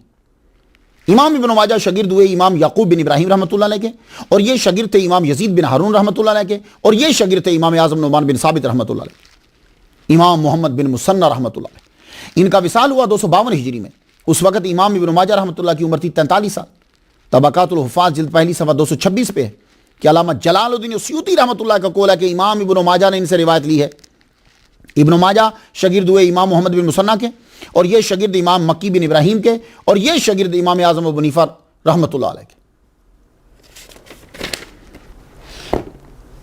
بات کچھ سمجھ میں آئی آپ کے؟ یہ ایک بہترین چیز ہے کہ جو سکالرز ہیں، جو طلباء ہیں، جو خطباء ہیں، انہیں میں دینا چاہتا ہوں. اور میں یہ چاہوں گا کہ جتنے میرے بھائی ہیں، میں ایک ادنا سا طالب علم ہوں، کوئی اتنا بڑا میرے پاس علم نہیں ہے، لیکن دعا ہے استادوں کی. یہ چیز آپ لوگوں نے یاد کرنا ہے، یہ چیز یاد کرنا ہے کہ آئمہ کرام جو ہیں وہ امام اعظم نعمان بن ثابت رحمۃ اللہ علیہ سے کس طرح فیض لے رہے ہیں. آپ سفر کرتے ہیں، لوگ تو کہتے ہیں نا بھائی سفر مت کرو، 3 شہروں کے علاوہ سفر مت کرو. تو میں جب مراکو گیا تو میں نے ایک بندے سے پتہ پوچھا، محمد بن سلیمان جزولی رحمۃ اللہ علیہ کا، قطبیہ مسجد کے بعد، کہ اس نے مجھے یہ حدیث سنا دی. کہنے لگا جی حضور نے فرمایا کہ کہیں سفر نہیں کرو 3 مسجدوں کے علاوہ. تو میں نے کہا ابھی آپ کہاں جا رہے؟ گھر. تو میں نے کہا نہیں سفر کرو، حضور نے فرمایا 3 مسجدوں کے علاوہ سفر نہیں کرو. کیا ایکسپلینیشن کری ہے؟ حالانکہ حضور صلی اللہ علیہ وآلہ وسلم نے فرمایا کہ میں تمہیں منع کیا کرتا تھا جاؤ قبور کی زیارت کرو، فَإِنَّا تُزَهِدُ فِي الدُّنْيَا وَتُذَكِّرُ فِي الْآخِرَةِ. یہ ابن ماجہ کے اندر بھی آتی ہے. تو اب یہاں قید نہیں ہے کہ تمہیں صرف اپنے محلے کی قبر دیکھنی ہے. كُنْتُ نَهِيتُكُمْ عَنْ زِيَارَةِ الْقُبُورِ أَلَا فَزُورُوهَا، میں تمہیں روکا کرتا تھا قبروں کی زیارتوں سے، جاؤ جا کے قبروں کی زیارت کرو. اب یہ حدیث کو نہیں پڑھتا. تو اگر حضور نے فرمایا کہ 3 مسجدوں کے علاوہ کہیں سفر نہیں کرنا، تو آپ کوئی بھی بندہ اپنے گھر میں نہ جائے، کوئی بندہ اپنے آفس میں نہ جائے، کوئی بندہ اپنے اسکول میں نہ جائے، کوئی بندہ کہیں نہ جائے، کیونکہ حضور نے کہا کہ 3 مسجدوں کے علاوہ سفر نہیں کرو. یہ کیا ترجمہ ہوا؟ یہ اس حدیث کو صرف قبر پہ فٹ کرنا ہے، مزار پہ فٹ کرنا ہے. تو پھر تو ہر جگہ فٹ ہوگی نا یہ حدیث، کیونکہ صرف قبر کا استثناء اگر آپ کر رہے ہو تو باقی کہاں سے نکال دیے؟ سارے اس کے اندر آئیں گے، کیونکہ اللہ کے بعد تو 3 مسجدیں ہیں. اب یہ دیکھیے کہ آئمہ آپ سفر کر رہے ہیں برکت کے لیے، اور برکت کی ایک شکل علم ہے، رحمت کے لیے، اور رحمت کی ایک شکل علم ہے، فیض کے لیے، اور فیض کا ایک منبع صوفی اور ولی کامل. آپ رے میں گئے تو رے ماضی میں بڑا ہوتا تھا، تہران چھوٹا ہوتا تھا، چھوٹا سا گاؤں تھا، اور اب تہران بڑا ہو گیا ہے، رے چھوٹا ہو گیا ہے. یہاں آپ نے محمد بن حمید سے علم سیکھا رحمۃ اللہ علیہ سے، علم حدیث سیکھا۔ آپ نیشا پور گئے، وہاں آپ نے محمد بن یحییٰ زہری رحمۃ اللہ علیہ سے علم حدیث سیکھا۔ پھر آپ مرو گئے، اس وقت خراسان کا مشہور شہر تھا اور آج کل ترکمانستان میں ہے یہ، یہاں آپ نے امام اسحاق ابن منصور الکوسج رحمۃ اللہ علیہ سے پڑھا، اور یہ امام اسحاق بن راہوے اور امام احمد کے شاگرد ہیں، ان سے علم حاصل کیا۔ کوفہ میں کے امام ابن ماجہ کوفہ میں گئے، کوفہ تو مرکز تھا، اس کو مرکز بنایا مولا علی شیر خدا رضی اللہ تعالیٰ عنہ نے، عبداللہ بن مسعود رضی اللہ تعالیٰ عنہ کا فیض، امام اعظم نعمان بن ثابت نے اس کی بنیادوں کو مضبوط کیا۔ کوفہ میں ہر امام کوفہ میں گیا ہے، ہر محدث جو ہے اس کو کوفہ سے گزرنا پڑا یا کوفی استاد سے پڑھا۔ آپ بھی کوفہ گئے، عراق کے تمام علمی مراکز میں گئے، خاص طور پر کوفہ، وہاں اپنے مشہور ایروڈائٹ ابو بکر ابن ابی شیبہ سے علم حاصل کیا۔ ان کی سب سے زیادہ روایات ہیں آپ کی کتب کے اندر، سب سے زیادہ روایات ابو قریب سے حدیث سیکھی، اسماعیل بن موسیٰ سے سیکھی، پھر اب بصرہ میں بھی گیا، وہاں بشار بندار سے علم الحدیث لیا، ان سے تقریباً ائمہ کرام نے حدیث کا جو ہے وہ سبق لیا۔ محمد بن مثنى ابو موسیٰ الزامن سے علم سیکھا، اللہ اکبر جل شان۔ پھر آپ واسط شہر میں بھی گئے، یہ کوفہ اور بصرہ کے بیچ میں ہے، یہاں محمد بن سنان واسطی سے علم الحدیث جو ہے وہ آپ نے سیکھا۔ شام میں آپ گئے، سیریا میں، آج کل تو سیریا کا عجیب سا حال ہے، خدا تعالیٰ رحمت نازل فرمائے۔ شام بھی گئے، دمشق میں گئے، ہشام ابن عمار سے حدیث کا علم لیا آپ نے دمشق کے اندر، عباس ابن الولید الخلال سے حدیث کا علم لیا آپ نے، حمص میں، یہ بھی شہر کا نام ہے، آپ نے محمد بن المصطفیٰ اور ہشام بن عبد الملک سے حدیثیں لی آپ نے۔ وہاں ترسوس میں گئے، وہاں آپ نے زہیر بن محمد بن کمیر سے علم جو ہے وہ حاصل کیا آپ نے۔ پھر آپ مدینہ گئے، وہاں آپ نے احمد بن اسماعیل بن محمد بن نبیہ یا نوبیہ، دونوں پروننسیشن ہے، نوبیہ جو ہے، نوبیہ، وہاں ان سے جو ہے آپ نے علم سیکھا۔ امام مالک کے شاگرد امام مصعب بن زہری سے آپ نے علم سیکھا۔ پھر آپ مکہ گئے، وہاں آپ نے ابراہیم بن محمد بن عباس شافعی رحمۃ اللہ علیہ سے علم سیکھا، اور زبیر ابن بکار قاضی مکہ سے آپ نے علم سیکھا۔ اللہ اکبر، مصر کی طرف پھر آپ بڑھے، یہاں آپ نے ربی بن سلیمان المرادی جو امام شافعی رحمۃ اللہ علیہ کے شاگرد تھے، ان سے علم سیکھا۔ یونس بن عبد الاعلی، حرملہ بن یحییٰ، ابو طاہرہ بن سرح وغیرہ سے آپ نے جو ہے وہ علم سیکھا۔ آپ نے تقریباً تمام اسلامی علاقے پھر لیے اور مشہور علماء سے آپ نے حدیثوں کو یکجا کیا۔ پھر آپ واپس اپنے شہر قزوین میں واپس پلٹ آئے، آپ نے پڑھانا شروع کر دیا۔ جہاں کبھی آپ کے استاد کا حلقہ لگتا تھا اس جگہ پہ پھر آپ کو سیٹ ملی، آپ بیٹھے۔ اب پڑھانے کا طریقہ جو ہے وہ کیا ہوتا تھا؟ ہر ایک کے پڑھانے کا طریقہ جدا ہے اور ہر دور میں طریقہ جدا رہا۔ ایک استاد، صرف شاگرد، ایک استاد اور مجمع اور شاگرد، ایک استاد، شاگرد اور مجمع اور سننے والے اور عام آدمی، سب یہ کلاسز کے طریقے ہوتے تھے۔ تو جو وقت آگے بڑھتا گیا، لوگ بزی ہوتے گئے، تو پھر ایک استاد، کافی سارے شاگرد، ایک ہی کلاس، تو پھر آہستہ آہستہ ہو گیا، کلاسیفائی کر دیا گیا، یہ پہلا سال، یہ دوسرا سال، یہ تیسرا سال، یہ چوتھا سال۔ پہلے ایسا بھی نہیں ہوتا تھا، جس کا جو دل کرتا تھا، اگر پچھلی کتاب پڑھی ہے تو آگے بیٹھ جائے، اس کے اندر بیٹھ جائے، اگر اس کے پاس نالج پچھلا ہے تو اگلی کتاب میں بیٹھ جائے۔ اب امام ابن ماجہ رحمۃ اللہ علیہ جب آپ حدیث کا سکھانا شروع کیا تو کیا طریقہ کار تھا؟ آپ بیٹھتے اوپر، آپ کی رائٹ سائڈ کے اوپر شاگرد بیٹھتا، وہ ایک ہوتے یا دو، ایک لکھتا جاتا، آپ حدیث کو بیان کرتے، یا شاگرد شروع کرتا، آپ حدیث کو بیان کرتے۔ اب شاگرد کا کام دو ہوتے، ایک تو وہ حدیث کو لکھتا جاتا، دوسرا وہ اس حدیث کی تشریح کرتا۔ اگر اس سے تشریح نہیں ہوتی تو امام ابن ماجہ رحمۃ اللہ علیہ خود اس حدیث کی تشریح فرماتے۔ امام ابن ماجہ رحمۃ اللہ علیہ بہت شوق تھا آپ کو، ساری رات آپ پڑھتے رہتے تھے اور حدیث مبارکہ کو یاد کرتے تھے، آپ لکھتے بھی تھے اور یاد بھی کرتے تھے۔ اللہ تعالیٰ نے آپ کو کمال کا حافظہ جو ہے وہ عطا فرمایا تھا، اللہ اکبر جل شانہ۔ بہت سی کتابیں جو ہیں وہ آپ نے تحریر فرمائی، لیکن شہرت سنن ابن ماجہ کو ہوئی۔ آپ نے یہ کتاب تحریر کی، تحریر کرتے ہوئے آپ نے ان شرائط کو بھی اپنایا جو شرائط جو ہیں وہ بڑے ائمہ نے اپنائی تھی۔ امام بخاری نے صرف 4000 حدیثیں لکھی، 96,000 چھوڑ گئے. یہ 4,000 مقرر کی بات کر رہا ہوں. امام مسلم نے بھی 4,000 لکھی, 96,000 یہ بھی چھوڑ گئے. امام ابو داؤد نے 4,800 لکھی, یہ بھی 95,200 چھوڑ گئے. تو امام ابن ماجہ رحمۃ اللہ علیہ نے ان احادیث مبارکہ کو بھی لکھا جن کو یہ چھوڑ گئے تھے. آج کے دور کے اندر لوگ یہ سمجھتے ہیں کہ احادیث مبارکہ صرف وہی ہیں جو بخاری میں ہے. امام بخاری رحمۃ اللہ نے صرف 4,000 لکھی ہیں, 96,000 وہ چھوڑ گئے ہیں. امام مسلم نے بھی 4,000 لکھی ہیں, 96,000 وہ بھی چھوڑ گئے ہیں. امام ابو داؤد رحمۃ اللہ علیہ نے بھی 4,800 لکھی ہیں, 95,000 وہ بھی چھوڑ گئے ہیں, 95,200. تو وہ باقی 96,000 کدھر ہیں؟ وہ تو تلاش کر رہے ہیں نا لوگ, وہ کہاں ہیں؟ تو اب کیا ہوتا ہے کہ جو ہی وقت آگے گزرا, اگر کسی ایک آدمی نے ایک زاویے سے کہہ دیا کہ یہ آدمی ضعیف ہے, تو لوگوں نے اس حدیث مبارکہ کو ہی ٹوٹل چھوڑ دیا.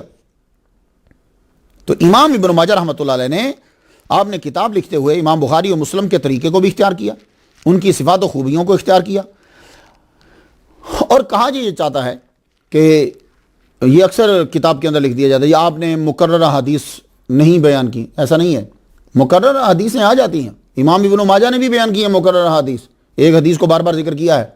وہ کس طرح؟ ایک مثال دیتا ہوں آپ کو. وہ جو اگر آپ کتاب پڑھیں ابن ماجہ میں التسبیح للرجال والتصفیق للنساء, 3 مرتبہ بیان کی آپ نے یہ حدیث. تو یہ کہہ سکتے ہیں آکے کہ امام ابن ماجہ جب حدیث لکھنے لگے تو آپ نے مقرر کو ذرا کم کیا ہے, تکرار کو ذرا کم کر دیا ہے, ایسا آپ کہہ سکتے. ایک چیز ہے جو امام ابن ماجہ رحمۃ اللہ علیہ کتاب لکھتے ہوئے بڑا بیان کرتے ہیں, جو ایک خاص چیز ہوتی ہے, وہ کیا ہے؟ آپ بتاتے ہیں کہ یہ راوی کس شہر سے تعلق رکھتا ہے. میں ایک مثال دے دوں. آپ ایک حدیث بیان کرتے ہیں, وہ کل مسکر حرام, ہر نشہ آور چیز جو ہے, ایوری انٹاکسیکینٹ از اے فوربیڈن. لیکن امپورٹنٹ چیز کیا ہے, خاصا آپ کا کیا ہے, وہ یہ ہے کہ آپ ساتھ فرما دیتے ہیں دس از حدیث نوریٹڈ بائی ایجپشنز. یہ حدیث جو ہے یہ ایجپشن نے بیان کی ہے, اس کے نوریٹر جو ہیں وہ مصر کے ہیں. یہ چیز ہے. اس کتاب کے اندر کتنی حدیثیں مبارکہ ہیں؟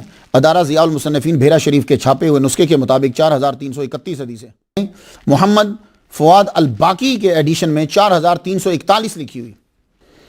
آپ نے یہ کتاب لکھنے کے بعد, جب آپ نے یہ کتاب لکھ لی تو اس کے بعد آپ نے یہ کتاب دکھائی ابو زرعہ رازی رحمۃ اللہ علیہ کو دکھائی.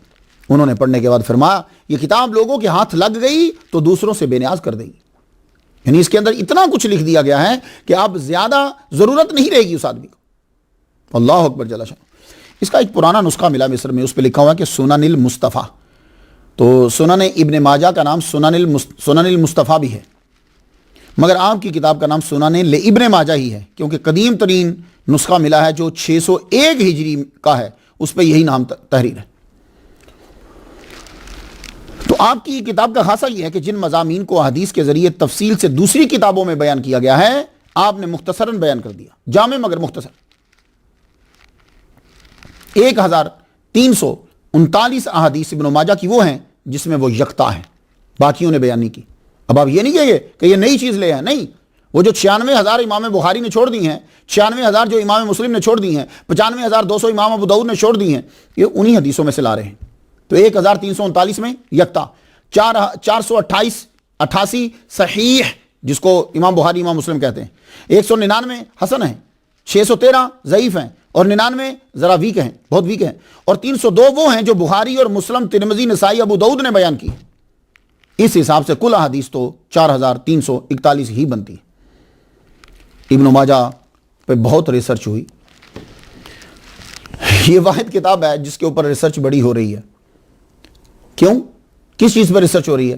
کہ یعنی ابن ماجہ کی حدیث مبارکہ اور ابن ماجہ کو ثابت کر دیا جائے لوگوں کی نظروں کے سامنے کہ جناب اس کے اندر تو, اور اس کے راوی یہ دھیان ہی نہیں دیتے تھے حدیث کا, ساری کی ساری ضعیف ہیں.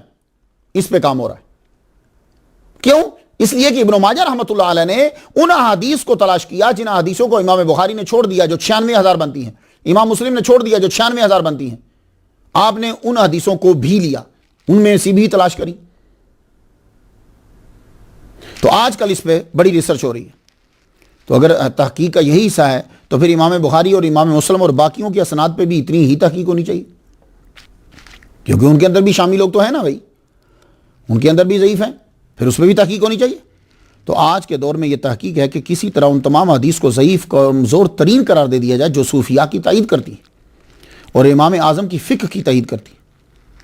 اور ایک آدمی نے حدیث کی سند پہ گفتگو کی اور اسی کی 10 نے تعریف کی تو لوگوں نے وہ 10 کی تعریف کو چھوڑ دیا. وہ ایک جس نے ان کے بارے میں لفظ بولا تھا اس کو میڈیا کے ذریعے سے اچھال دیا تاکہ لوگوں کو معلوم ہو کہ یہ حدیث صحیح نہیں ہے. آئیے اس عظیم کتاب سے کچھ موتی میں آپ کی نظر کرنا چاہتا ہوں. صوفیاء کرام احادیث پر ہی عمل کرتے ہیں. تو جس طرح دنیا کے دوسرے شعبوں کے اندر لوگوں نے اخلاقیات کو، لوگوں نے اصولیات کو چھوڑ دیا، اسی طرح یہ بھی شعبہ ہے. لوگ چھوڑتے جا رہے ہیں لیکن برے لوگوں کی وجہ سے اس شعبے کو جھوٹا قرار دے دینا، یہ اصول پھر آپ کو اپنے گھر بچوں پہ بھی لاگو کرنا پڑے گا. اگر کسی کا بچہ خراب نکلتا ہے تو پھر شادیاں حرام قرار دینا چاہیے. اگر کوئی مولوی خراب نکلتا ہے تو پھر مولویوں کے مدرسے جو ہیں وہ سارے بند کر دینے چاہیے. اگر کوئی سیاستدان خراب نکلتا ہے تو پھر سیاستدان سارے بند کر دینے چاہیے. پھر ساری جگہوں پہ لاگو کیجئے نا، صرف پیروں فقیروں کے اوپر ہی کیوں، اسی کے اوپر کیوں؟ اگر کوئی اسٹوڈنٹ خراب نکلتا ہے تو سارے طلباء بند کر دینے چاہیے. اگر کسی ٹیچر کی کوئی خرابی واضح ہوتی ہے تو سارے ٹیچر بند کر دینے چاہیے، ٹیچروں کی بے عزتی شروع کر دینی چاہیے. اگر کوئی رائٹر خراب نکلتا ہے تو سارے رائٹر بند کر دینے چاہیے، رائٹروں کی بے عزتی شروع کر دینی چاہیے. پھر یہ اصول سب پہ لگے. صرف پیروں فقیروں کے کلپ کیوں؟ کیا صرف پیروں فقیروں کے اندر ہی برے لوگ ہیں، باقی کسی شعبے میں نہیں ہیں؟ شعبہ صرف اگر پاک اور صاف دنیا میں ہے تو وہ اصلی صوفیاء کا شعبہ ہے کہ جن کے ہاں قرآن اور حدیث ان کے عمل میں ہوتی ہے. اس کے علاوہ کوئی شعبہ پاک اور صاف نہیں ہے. یہ بات یاد رکھیے. اب وہ صوفی کسی شعبے میں چلا جائے. آئیے اب حدیث مبارکہ کچھ موتی میں آپ کی نظر کرتا ہوں تاکہ آپ انہیں یاد رکھیے. 1023 نمبر حدیث مبارکہ ابن ماجہ سے حضرت ابو ہریرہ رضی اللہ تعالیٰ عنہ سے روایت، حضور صلی اللہ علیہ وسلم نے فرمایا التسبیح للرجال والتصفیق للنساء. التسبیح سبحان اللہ کہنا مرد کے لیے ہے، تصفیق یہ تصفیق ہے یہ عورت کے لیے. یہ حدیث کیا ہے؟ یعنی جب نماز کوئی آدمی پڑھا رہا ہو، پیچھے مقتدی جو ہیں وہ کھڑے ہیں، ان میں مرد بھی ہیں اور عورتیں بھی ہیں، امام صاحب بھول گئے ہیں تو پھر غلطی بتلانے کے لیے مرد کیا کہے گا؟ سبحان اللہ. اسے پتہ چل جائے گا کہ امام غلطی کر رہا ہے، امام کو سمجھ آئے. اور عورت پیچھے سے سبحان اللہ نہیں کہے گی، وہ یوں کرے گی. کیوں؟ کہ مجمع میں عورت سبحان اللہ نہیں کہہ سکتی. تو ابن ماجہ کی اس حدیث نے بہت سارے مسائل کو واضح کر دیا. تو اگر نماز کے اندر جہاں ہر آدمی پاکیزہ کھڑا ہے، مسجد کے اندر کھڑا ہے، جب عورت وہاں سبحان اللہ نہیں کہہ سکتی تو پھر مجھے اتنا بتا دیجئے کہ وہ عورت نعت کس طرح پڑھ سکتی ہے مردوں کے اندر، اور مرد اس کی نعت کس طرح سن رہے ہیں، اور مرد جو ہیں وہ عورت کی تقریر کس طرح سن رہے ہیں. یہ میری سمجھ میں آج تک نہیں آ سکا. میلاد منانا تو حرام ہے ان کے نزدیک، عورت کی تقریر سننا کیسے جائز ہوا؟ عورت کی نعتیں سننا کیسے جائز ہو گیا؟ تو عورت مسجد میں سبحان اللہ بلند آواز سے نہیں کہہ سکتی. جب امام بھولے گا تو تصفیق جو ہے وہ کرے گی. ایک حدیث یاد رہے گی آپ کو، 1170 نمبر حدیث مبارکہ. دعا کس طرح مانگنا ہے یہ حدیث یاد کیجئے. لوگ حدیث حدیث حدیث کہتے ہیں. یہ بھی ایک، یہ جو ہے نا، جو آپ کو بہت سے لوگ نظر آتے ہیں نا کہ ہم حدیث پر عمل کرتے ہیں، آپ ہمیں حدیث دکھاؤ، یہ ایک بہانہ ہے. یہ ایک بہت بڑا آلہ ہے آپ کو خراب کرنے کے لیے. حدیث پر آپ ہی عمل کر رہے ہو، آپ کو پتہ ہی کوئی نہیں. اور جو آپ کو بار بار حدیث مانگ رہا ہے وہ ساری حدیثیں چھوڑ رہا ہے، یہ بھی آپ کو پتہ نہیں ہے. اب آپ دیکھیے دعا کس طرح مانگنے. اکثر لوگ اب دعا مانگنا چھوڑتے جا رہے. اب حدیث پر عمل کون کرتے تھے؟ صوفیاء. اب ذرا سنیے ابن ماجہ کی حدیث نمبر 1170. یہ حدیث ابن عباس سے روایت ہے. اذا دعوت اللہ فادعوا بباطن کفیک. جب دعا مانگو تو دعا یوں مانگو، بباطن، یہ باطن ہے، پام، انسائڈ دا ہینڈ، بباطن کفیک ولا تدعوا بظہورہما. یوں دعا نہیں مانگنی. فاذا فرغت، اور جب دعا مانگ چکے تو فمسح بہما وجہک، فمسح بہما وجہک، یوں اپنے منہ کے اوپر ہاتھ کو پھیر لو. تو کون کرتا اس طرح؟ صوفیاء. تو حدیث پر عمل کس کا ہوا؟ صوفیاء کا. تو یہ طریقہ کار ہے. کیوں؟ جب آپ یوں دعا مانگ رہے ہو، اوپر سے رحمت آپ کے ہاتھ پہ برس رہی ہے تو یہ برکتیں ہاتھوں میں آ گئی. اب یوں ہاتھ اپنے منہ کے اوپر مل لیجئے. بات آپ کی سمجھ میں آ گئی ہے؟ اللہ اکبر جل شاہ. 1445 نمبر حدیث مبارکہ ابن ماجہ سے. اس حدیث مبارکہ میں یہ جو حدیث ہے اسی پر صوفیہ کا عمل ہے. جو کہہ رہا ہے کہ میں حدیث پر عمل کرتا ہوں اس کا عمل نہیں ہے, وہ اس کے الٹ کر رہا ہے. حدیث کیا ہے؟ قبل رسول اللہ عثمان ابن مظعون وهو میت. حضور صلی اللہ علیہ وآلہ وسلم نے عثمان بن مظعون رضی اللہ تعالیٰ عنہ کو چوما جب وہ دنیا سے چلے گئے. جب وہ دنیا سے چلے گئے ان کا جسم پڑا ہوا تھا تو آپ نے ان کو چوما. تو پتہ یہ چلا کہ چومنا شرک نہیں ہے. اگر شرک ہوتا تو حضور صلی اللہ علیہ وآلہ وسلم عثمان بن مظعون رضی اللہ تعالیٰ عنہ کو نہ چومتے, اور وہ بھی اس وقت جب وہ دنیا سے چلے گئے, یعنی صرف ان کا جسم پڑا ہوا ہے. دوسری حدیث 1446 نمبر حدیث مبارکہ, ان ابا بکر قبل النبی وهو میت. جب حضور صلی اللہ علیہ وآلہ وسلم دنیا سے تشریف لے گئے تو حضرت ابو بکر رضی اللہ تعالیٰ عنہ نے حضور صلی اللہ علیہ وآلہ وسلم کو چوما. اب وہ ڈاکٹر صاحب کہاں ہیں جو کہتے ہیں کہ پہلے عقیدت محبت ہوتی ہے, پھر عقیدت ہوتی ہے, پھر پوجا ہوتی ہے, تو اس لیے چومنا حرام ہے. تو یہ اب کیا ہے؟ یہ چوم رہے ہیں تو کیا اس کے بعد یہ پوجا کریں گے؟ سبحان اللہ, کیا کہنے. صرف ایک فرقے کو غلط ثابت کرنے کے لیے وکالت نامہ جاری کیا جاتا ہے, وہ وکیلوں کی طرح جرح کی جاتی ہے. ایسا ہرگز نہیں ہے. اب میں چونکہ یہ حدیث ابن ماجہ سے آ گئی تو میں دو باتیں اور عرض کر جاؤں. صحابہ کرام کا یہ طریقہ تھا کہ وہ حضور صلی اللہ علیہ وآلہ وسلم کے ہاتھ مبارک, پاؤں مبارک, جسم مبارک کو بہانے سے چومتے تھے. بہانہ ڈھونڈتے تھے کہ ذرا بہانہ مل جائے چوم لے. اور حضور نے کبھی نہیں فرمایا کہ چومنا شرک ہے. اب آپ نے, حضور نے خود چوما تو چومنا شرک ہے, تو نبی پہ کیا فتویٰ ہے؟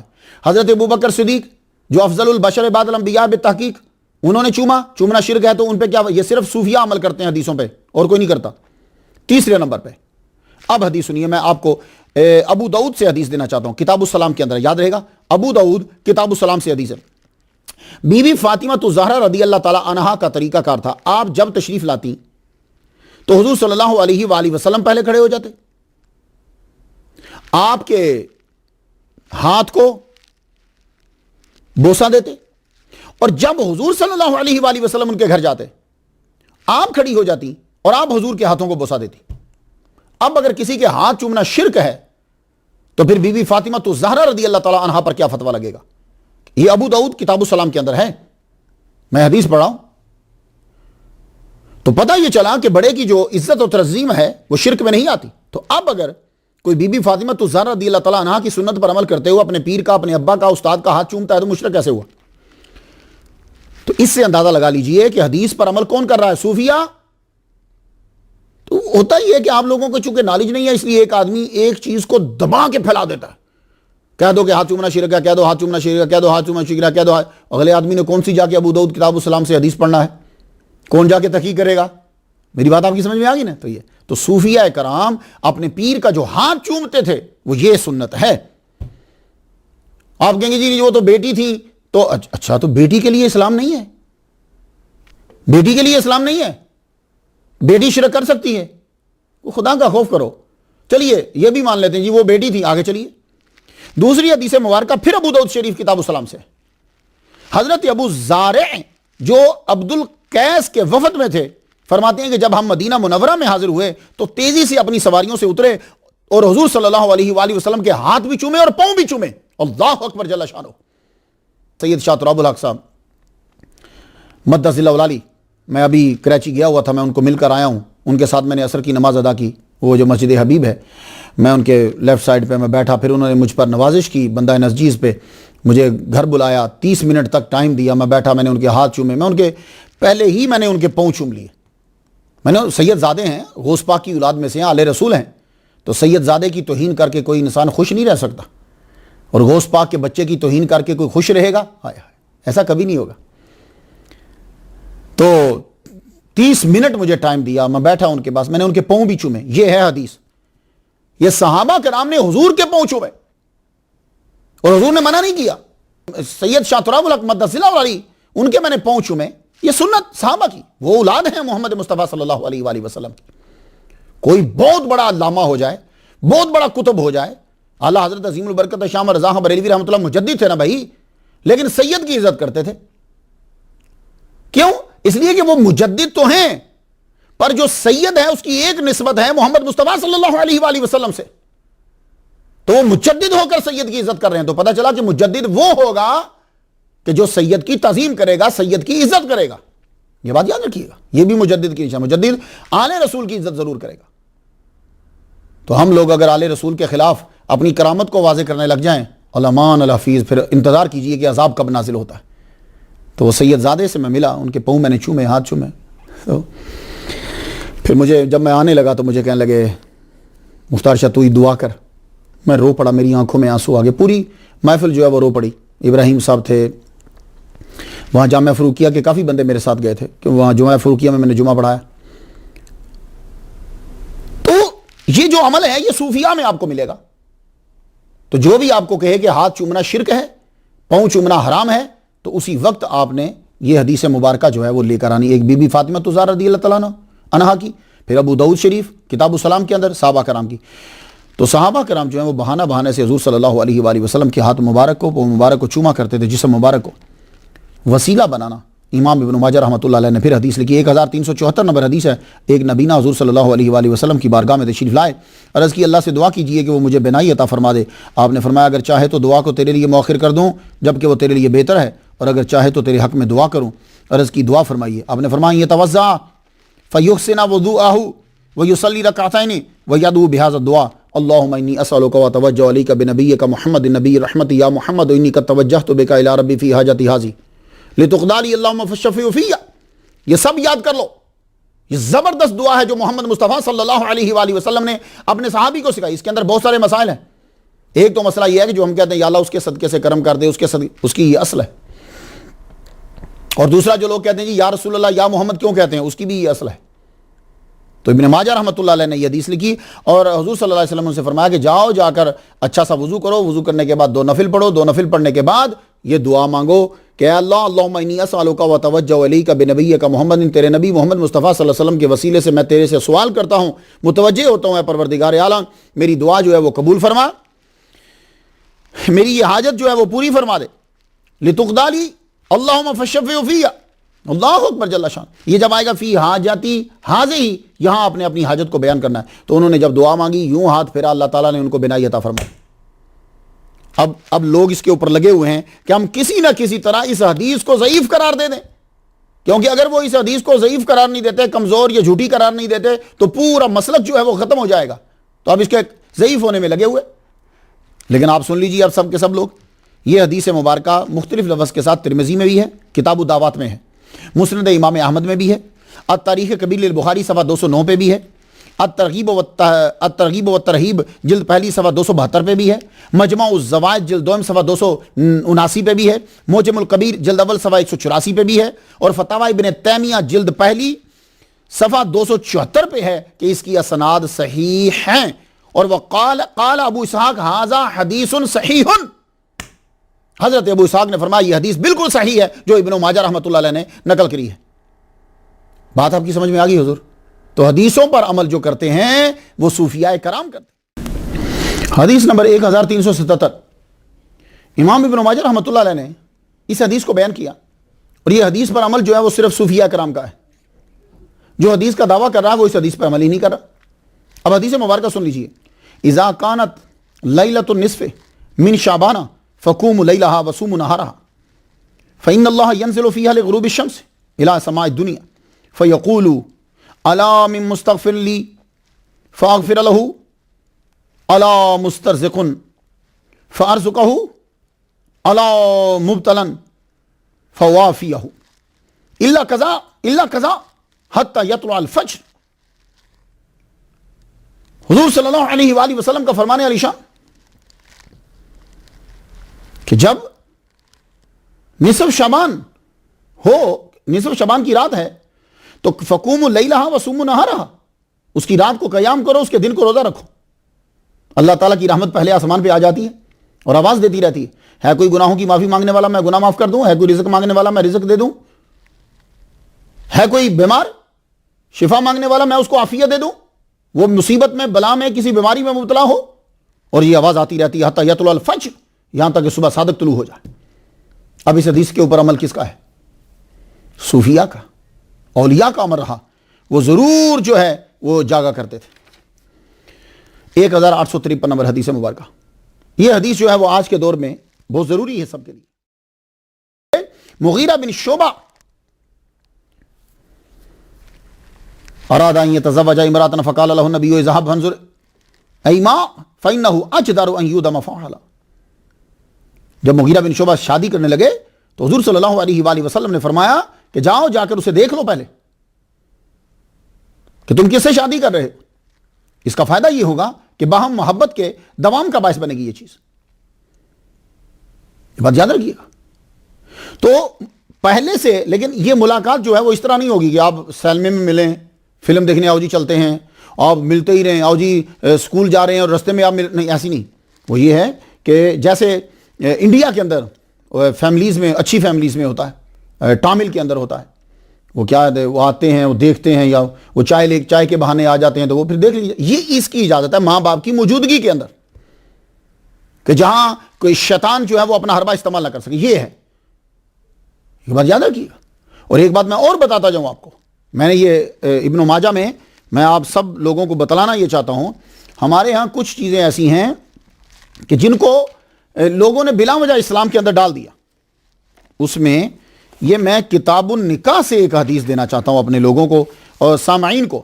اکثر یہ کہا جاتا ہے جی کہ لڑکی کی جبرن جو ہے وہ شادی کر دو, ماں باپ نے کر دی تو لڑکی کو کوئی حق حاصل نہیں ہے. نہ, ایسا اسلام کے اندر نہیں, ہرگز نہیں. حضرت ایوب حضرت اکرمہ سے وہ حضرت ابن عباس سے روایت کرتے ہیں کہ ایک باکرہ عورت نبی کریم صلی اللہ علیہ وسلم کی خدمت میں حاضر ہوئی. اس نے یہ ذکر کیا کہ اس کے باپ نے اس کی شادی کر دی جبکہ وہ ناپسند کرتی تھی. نبی صلی اللہ علیہ وآلہ وسلم نے اسے اختیار دیا. کوئی بات سمجھ میں آئی آپ؟ حدیث نمبر 1129 ابن ماجہ, اپنی سنن ابن ماجہ میں حدیث لکھی. اب جو ہر بات پہ حدیث کا مطالبہ کرتا ہے وہ سچا ہے تو اس حدیث پر عمل کرے گا, اور اگر وہ اس حدیث پر عمل نہیں کر رہا جو بالکل صحیح ہے, بخاری اور مسلم کی شرائط کے مطابق ہے, اگر وہ اس پر عمل نہیں کر رہا تو سمجھ جاؤ کہ وہ آپ کو صرف دھوکہ دینے کے لیے وہ آپ کے سامنے حدیث کا دعویٰ کر رہا ہے. اب حدیث سن لیجئے سب. اور اس حدیث کے اوپر اگر کسی کو میں نے پکا دیکھا ہے تو وہ اولیاء کو اور صوفیاء کو دیکھا ہے. انہوں نے کبھی موقدہ غیر موقدہ میں فرق ہی نہیں کیا, بس حضور کی سنت ہے ادا کرنا ہے. سنیے حدیث مبارکہ, من صابر علی سنت عشرۃ رکعۃ من السنت بنی لہ بیت فی الجنۃ. جس نے 12 رکعات سنن کے اوپر مداومت کر لی وہ بنی لہ بیت فی الجنۃ, اس کے لیے جنت میں گھر بنا دیا گیا. اربع قبل الظہر, ظہر سے پہلے 4 رکعتیں, ظہر کی نماز سے پہلے. ورکعتین بعد الظہر, ظہر کے بعد 2 رکعتیں. ورکعتین بعد المغرب, مغرب کے بعد 2 رکعتیں. ورکعتین بعد العشاء, عشاء کے بعد 2 رکعتیں. ورکعتین قبل الفجر, اور فجر سے پہلے 2 رکعتیں. صرف صوفیاء اولیاء کی جماعت ہے جو اعلیٰ درجے کی, سند تو اعلیٰ ہے, ضعیف بھی اگر کوئی مل جاتا ہے بیان ان کو تو وہ یہ کہ میرے نبی نے کیا ہے وہ اس پر عمل ضرور کریں گے. معین الدین اجمیری چشتی رحمۃ اللہ علیہ, آپ نے کبھی عصر کی سنن کو نہیں چھوڑا, کبھی. مولوی تو دوسری سنن کو بھی چھوڑتا جا رہا ہے, سر پہ ٹوپی نہیں رکھتے, جی سنتی تو ہے, اور حدیث لکھی ہوئی ہے. دیکھا آپ نے کہ حدیثیں بھری بڑی ہیں, اس پہ عمل نہیں کرنا. اور ایک چیز آپ کر رہے ہو تو کہیں گے جی اس کی حدیث کیا ہے. تو بھائی جس کی حدیث تھی اس پر سب پر عمل کر لیا. وہ جو لوگ حدیثوں پہ عمل کرتے تھے اور جن کا بھی دعویٰ ہے کہ ہم حدیثوں پر عمل کرتے ہیں, دعا مانگنی چھوڑ گئی, سنن چھوڑ دی, سر پہ پگڑی ٹوپی رکھنا چھوڑ دی, چیزیں ساری چھوڑتے چلے جا رہے ہیں. اللہ مان اللہ. تو صوفیاء کرام ایک ایسی جماعت ہے کہ جو حضور صلی اللہ علیہ وآلہ وسلم کے فرامین پر عمل کرتے ہیں, چھوٹی سی چھوٹی سنت پر بھی عمل کریں گے جو حدیث میں بیان ہے. حدیث کا مطالبہ کرنے والوں نے تو فرض نمازوں کی اول و آخر سنتوں کو چھوڑ دیا. صوفیاء یہ, اور جو صوفیاء کے مرید ہوتے تھے, اب جس طرح ہر شعبے میں بگاڑ آیا اس شعبے میں بھی بگاڑ آ گیا. بتائیے آپ, خواجہ قطب الدین بختیار کاکی رحمہ اللہ کا مرید وقت کا بادشاہ ہے تو کیا اس کی سنتیں چھوٹی تھی؟ وہ وقت کا بادشاہ ہو کر بھی عصر کی سنن کا پابند ہے. کوئی ملا دکھا دیجیے. تو یہ اولیاء کرام کا اثر ہوتا تھا کہ ان کے پاس آ جانے والے جن کو تم ضعیف کہہ کر, کمزور کہہ کر, نہ جانے کیا کیا کہہ کے چھوڑ دیتے ہو, بلکہ صحیح چھوڑ دیتے ہو, وہ لوگ صوفیاء کرام اس پر بھی عمل کرتے ہیں. اللہ اکبر جل شانہ. تو حدیث پر عمل کرنے والے اولیاء ہیں. اس کتاب کی اہمیت کو مسلم امہ نے جانا پہچانا تو 5ویں صدی کے بعد حدیث کی بنیادی کتابوں میں شامل کر لی گئی. یہ کتاب, اسے یاد کیا گیا, پڑھایا گیا, پڑھا جانے لگا. بہت سی شروع لکھی گئی. امام زاہبی نے سنن ابن ماجہ کے وہ راوی جن میں امام ابن ماجہ تنہا ہیں اس پہ کتاب لکھی, المجرد فی رجال ابن ماجہ. مصباح الزجاجہ فی زوائد ابن ماجہ, شیخ بصیری رحمۃ اللہ علیہ۔ بہرحال جو بھی آدمی کتاب پڑھے گا وہ سمجھے گا کہ بہت محنت کری۔ یہ سفر جو ہے وہ جاری رہا، سفر چلتا رہا۔ آپ کا سفر 209 ہجری سے چلا تھا، 273 ہجری پہ جا کے رکا۔ تقریباً 64 سال کا سفر ہے۔ اس میں آپ نے بہت سیدھا رستہ اختیار کیا۔ بچپن ماں باپ کی تابع فرمانی میں گزارا، ہو سنبھالی تو خالق کو پہچانا، اس کی اطاعت شروع کی، پھر لوگوں کو رستہ دکھانے سمجھانے کے لیے حدیث بیان کرنے کا رستہ اختیار کیا، خود سیکھنے کے بعد سکھانے کا سلسلہ شروع کیا۔ آپ نے شادی بھی کی، اللہ تعالیٰ نے آپ کو بیٹے عطا فرمائے۔ شادی آپ نے بڑے اچھے گھرانے کے اندر کی، اور اتنا اچھا گھرانہ تھا، اس گھرانے کو اچھا میں اس لیے بھی کہہ رہا ہوں کہ آپ کی زوجہ محترمہ نے آپ ہی سے حدیث مبارکہ کو سیکھا، حدیث مبارکہ کو یاد کیا، اور وہ وہاں قزوین کے علاقے کے اندر عورتوں کے مجمع میں خطاب فرمایا کرتی تھی، اور عورتیں ہی ان کی تقریر کو سنا کرتی تھیں۔ ہاں، یہ بات یہ نہیں عورت تقریر کر رہی ہے بندے سن رہے ہیں، عورت ہی تقریر کیا کرتی تھی، وہ حدیث بیان کرتی ہیں، اور لڑکی ہیں وہ آ کر آپ سے حدیث مبارکہ سیکھا کرتی تھی۔ یہ سلسلہ جو ہے وہ جاری رہا۔ اللہ اکبر جل شانہ۔ امام ابن ماجہ احادیث کا درس دینے کے لیے دور دراز جایا کرتے تھے، دوسرے شہروں میں بھی جایا کرتے تھے، اور لوگ حدیث جو ہے وہ آپ سے سنتے۔ آپ حدیث آخری عمر میں کیا ہوا کہ آپ کا جو آخری سفر ہے وہ اس وقت بوڑھے ہو چکے تھے آپ، لیکن آپ دمشق کے اندر گئے حضور صلی اللہ علیہ وآلہ وسلم کے فرامین سنانے کے لیے، حدیث سنانے کے لیے۔ وہاں آپ نے لوگ آئے، حدیثیں بیان کی، لوگوں نے آپ سے سنی۔ اس کے بعد آپ دمشق سے پھر واپس قزوین آ گئے۔ اعلان ہوا امام ابن ماجہ تشریف لا رہے ہیں، آپ آئے۔ آخری عمر میں بھی احادیث سنانا ترک نہیں کیا آپ نے، تھوڑا لیکن سرکار صلی اللہ علیہ وآلہ وسلم کے بیان کرتے رہتے تھے۔ اور آپ کی عادت مبارکہ یہ تھی کہ چونکہ آپ کیسپین سی کے پاس ہی رہتے تھے، تو کنارے پہ کھڑے ہو کر، پانی کے پاس کھڑے ہو کر اللہ تعالیٰ کی حمد بیان کرتے، سمندر کی لہریں گواہ ہو جائیں، یہ پانی جہاں جہاں جائے گا یہ بھی گواہ ہو، تو اب اللہ کی حمد بیان تعریف کرتے وہاں کھڑے۔ یہ آپ کا طریقہ کار تھا۔ اللہ اکبر جل شانہ۔ ماہ رمضان المبارک آ گیا، 273 ہجری آپ کا بلاوا آ گیا، 64 سال عمر تھی۔ تب مسلم حاکم المعتمد علی اللہ عباسی خلیفہ تھا۔ آپ کا جنازہ آپ کے بھائی ابو بکر نے پڑھایا، اور قبر میں آپ کو آپ کے بیٹے عبداللہ نے اتارا، اور آپ کو قزوین میں ہی دفنا دیا گیا۔ مجھے یہ تلاش کرنے کے لیے یہ کہتے جی آپ کو دفنا دیا گیا، آگے ڈیٹیل نہیں ہوتی تھی۔ میں نے پھر پروفیسر ہیں احمد علاء الدین، کیلیفورنیا، وہاں نیوی کو پڑھاتے ہیں، یہ لیکچر ان کا ہوتا ہے۔ انہوں نے پھر استخارہ کیا اور تحقیق کی، کتاب بھی مجھے لی۔ انہوں نے پھر ان کی قبر کا جو ہے وہ نقشہ کھینچ کر جو ہے وہ مجھے بھیجا، اور انہیں وہ قبر جو ہے وہ مل گئی۔ تو وہیں جو ہے قزوین کے اندر ہی آپ کی قبر انور ہے، قبرستان کے اندر، اور اس کے تھوڑی دور جا کے ایک کالا پتھر ہے جو نشان ہے، کافی بڑا ہے۔ ان کے صدقے سے اللہ تعالیٰ وہاں بھی اور ہم پر بھی جو ہے وہ رحمت نازل فرمائے۔ میں تو ان کے لیے فاتحہ کافی عرصہ پڑھ رہا ہوں، آپ بھی فاتحہ پڑھ دیجیے گا، اجازت دیجیے۔ وآخر دعوانا الحمدللہ رب العالمین۔